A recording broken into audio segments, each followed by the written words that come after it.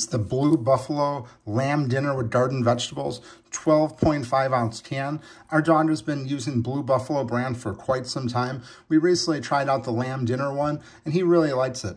This is just consistent with the other ones, the beef, the chicken, the sweet potato one, the fish one. This is just a really great wet dog food for your animal. We're very pleased with it. The cans open up really nice and easy. Right here, you can see this is what it looks like when you open it up.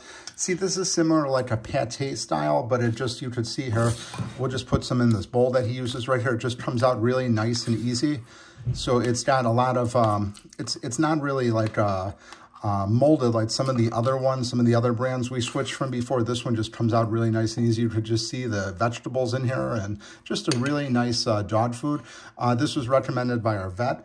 Our dog really likes it. And these cans right here, we just use one of these can holders. He uses about a half a can per serving, so these last pretty much 1 can per day we're using. But again, this is the Blue Buffalo Lamb Dinner with Garden Vegetables. Pick this up in a 12-pack. We usually get 2 12-packs at a time, then we just replenish it as needed. But this is really great stuff. He likes it.